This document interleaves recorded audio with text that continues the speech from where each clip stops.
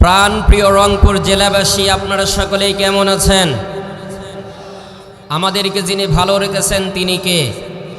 মুহাব্বতের সাথে আমাদেরকে সদা সর্বদাই ভালো রাখার মালিক যিনি, মুহাব্বতের সাথে বলেন কে তিনি? কুরআনুল কারীমের ৪র্থ নম্বর সূরা সূরাতুন নিসা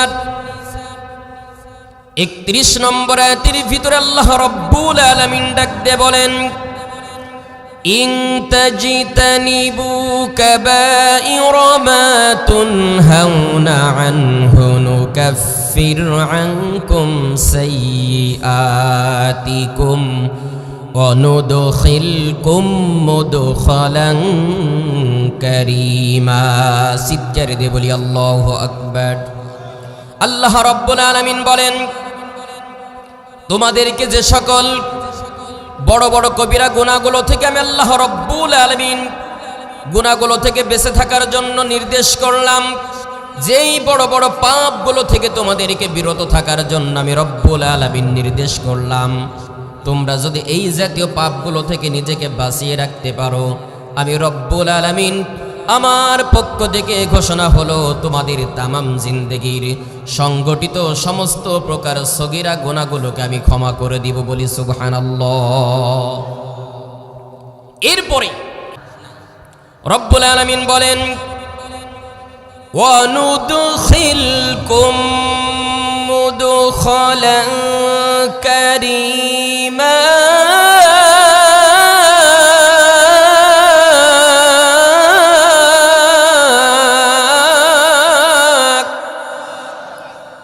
রব্বুল আলামিন বলছেন, এরপর আমার নৈতিক দায়িত্ব হলো আমার ওই প্রিয় বান্দাগুলোকে আমি সম্মানের একটি জায়গার ভিতরে প্রবেশ করিয়ে দিব।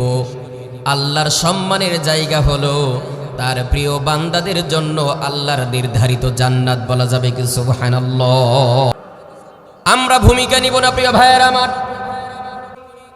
কুরআনুল কারীমের সূরাতুল মুদ্দাসসিরের ভিতরে আল্লাহ রাব্বুল আলামিন ১ নাম্বার কবিরা গুনাহর কথা বর্ণনা করতে গিয়ে তিনি বলেন, কিয়ামতের কঠিন মুসিবতের সময় মানুষগুলোকে যখন প্রধানত ২টি দলে বিভক্ত করা হবে, একটা দল তারা ডান দিকের কাতারে শামিল হবে, তারা জান্নাতি, আর একটা দল তারা বাম দিকের কাতারে শামিল হবে, তারা জাহান্নামী। জান্নাতি মানুষগুলো জান্নাতের ব্যালকনিতে বসে বসে আনন্দ করবে, উল্লাস করবে, আর জাহান্নামী মানুষগুলো জাহান্নামীর লেলিহান শিকার ভিতরে, আগুনের ভিতরে দাও দাও দাও দাও করে জ্বলবে, আত্মচিৎকার করতে থাকবে, বাঁচাও বাঁচাও করবে। এই আত্মচিৎকারগুলো জান্নাতি মানুষগুলো শোনার পরে তারা সদল বলে জাহান্নামীদের মুখোমুখি হয়ে যাবে। জাহান্নামী মানুষগুলো এবং জান্নাতি মানুষগুলোর ভিতরে কি কথোপকথন হবে? কুরআনুল কারীমের সূরাতুল মুদ্দাসসিরের ভিতরে আল্লাহ রাব্বুল আলামিন বলেন, ফি জান্নাতি ইয়াতাসাআলুন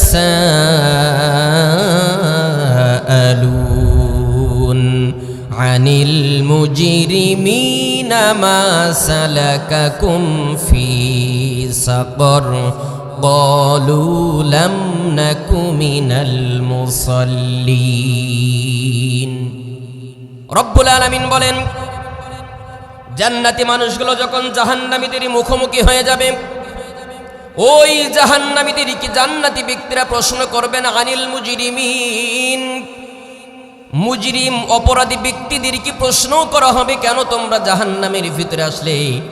জাহান্নামের আগুনের ভিতরে কেন তোমরা জ্বলতেছো? কারণটা কি? জাহান্নামী মানুষেরা জাহান্নামে যাওয়ার প্রথম নাম্বার কারণ হিসাবে যেটা বর্ণনা করবে রব্বুল আলামিন কুরআনুল কারীমের ভিতরে বলেন, তারা বলবে, ক্বালু লাম নাকু মিনাল মুসাল্লিন। দুনিয়ার বুকে তোমরা নামাজি ছিলে, মসজিদের মিনার থেকে তোমাদেরকে যখন আমাদের সকলকেই যখন কল্যাণের দিকে আহ্বান করা হতো, নামাজের দিকে আহ্বান করা হতো, ঘুম হইতে নামাজ উত্তম, এই মেসেজ যখন মুয়াজ্জিন সাহেব দৈনন্দিন আমাদেরকে দিত, আজান হওয়ার সাথে সাথে তোমরা মসজিদের দিকে যেতা।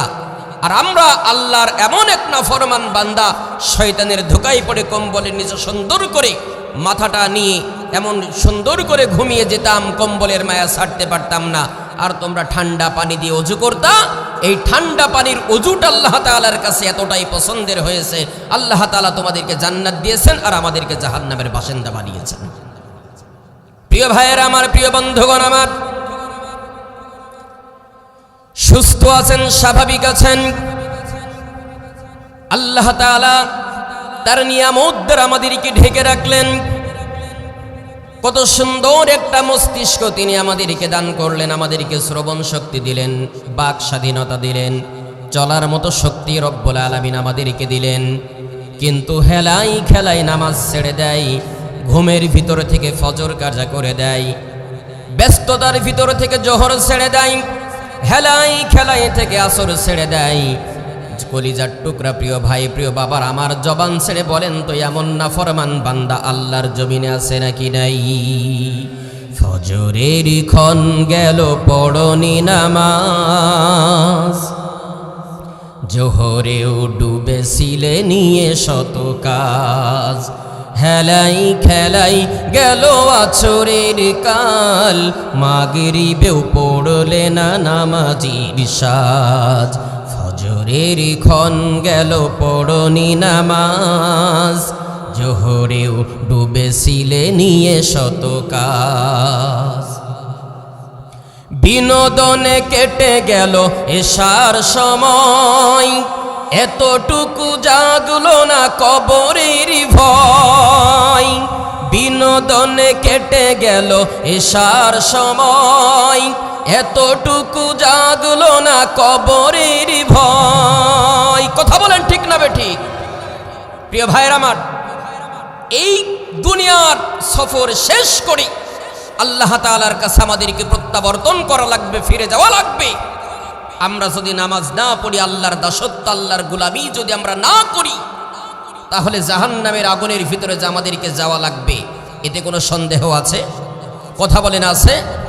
প্রিয় ভাইয়ের আমার, প্রিয় বাবার আমার, পর্দার আড়ালের সম্মানিত মা এবং বোনের আমার, আমি খুব সংক্ষিপ্ত আকারে পয়েন্টগুলো সামনের দিকে আগিয়ে নিব। প্রিয় মায়েদের সম্পর্কে আমার ছোট্ট 2 মিনিটের একটি মেসেজ। আজকেই যদি আপনি মৃত্যুবরণ করেন, আমার বাবারা ভাইয়েরা যারা বসা আছেন, আমরা যদি মৃত্যুবরণ করি, কত সুন্দর করে 5 তলার বিল্ডিংটা আমরা সাজাইলাম, মরতে যতটুকু দেরি, ওই 5 তলার বিল্ডিং থেকে নামাইতে 1 মিনিট দেরি করা হবে না। কথা বলেন ঠিক না বেঠি? প্রিয় মায়েরা, বোনেরা আমার, আপনার 5 তলার বিল্ডিং থেকে নামিয়ে দেওয়া হবে, আপনার দামি খাটের উপরে শোয়ানো হবে না, ভাঙ্গা একটা খাটের উপরে আপনারে রাখা হবে। আপনার মাথায় ব্যথা লাগবে, এই চিন্তা করে আপনার সন্তান, আপনার স্বামী, আপনার পরিবার, আত্মীয় স্বজন আপনার ঘাড়ের নিচে শিমুল তোলার বালিশটা কিন্তু দিবে না। সর্বোচ্চ যদি দেয়, বাড়ির পুরাতন 2-1খানা কাপড় আপনার ঘাড়ের নিচে হয়তো বা ভাঁজ করে দিবে। প্রিয় মায়েরা, বোনেরা আমার, শোনেন, এরপরে যখন গোসলের সময় হয়ে যাবে, গোসল দেওয়ার সময় যখন হয়ে যাবে, পর্দার ভিতরে আপনাকে নেওয়ার পরে আপনার কানের দুল, নাকের ফুল, গলার চেন, হাতের বালা সবগুলো খুলে নেওয়া হবে। আপনার খুলতে খুলতে খুলতে আপনার শরীরের শাড়িটাও ছাড়িয়ে নেওয়া হবে, আপনার শরীরের 3 পিসটাও ছাড়িয়ে নেওয়া হবে। আপনার ল্যাংটা বানাইয়া মাত্র 5 টুকরা কাপড়ের পরিবর্তে কিচ্ছু দেওয়া হবে না। কথা বলেন ঠিক না বেঠি? ও আমার কলিজার টুকরা মায়েরা, শোনেন, বাবার বাড়ি থেকে আপনি 4 চাকার পালকিতে করে আপনি যেদিন লাল বেনারসি শাড়ি পরে আসলেন, আবার যেদিন আপনি শ্বশুর বাড়ি থেকে বিদায় নেবেন, আপনার লাল বেনারসি শাড়ির পরিবর্তে সাদা কাপড় পরানো হবে। আপনার 4 চাকার পালকির পরিবর্তে ওই দিন ঠিক আবারও 4 চাকার পালকি নামক খাটিয়াতে আপনার শোয়ানো হবে। আপনাকে কবর দেশে নেওয়া হবে, কবরস্থ করা হবে। কবর দিয়ে যেন যার্রা পরিমাণ দুর্গন্ধ বাহির না হয়, চেপে চেপে পা দিয়ে লাথি মেরে মেরে কবরের মাটিগুলোকে ঠিক করে দেওয়া হবে। কথা বলেন ঠিক না বেঠি? কিসের এত অহংকার, কিসের দাম্ভিকতা দেখান? দুনিয়ার বুকে আপনি শিক্ষিত হয়েছেন, অর্থের মালিক হয়েছেন, ধন দৌলতের মালিক হয়েছেন, টাকা পয়সার মালিক হয়েছেন, দুনিয়ার বুকে বড় একখানা আলেম হলেন, যশ খ্যাতি সম্মানের কোনো অভাব নাই।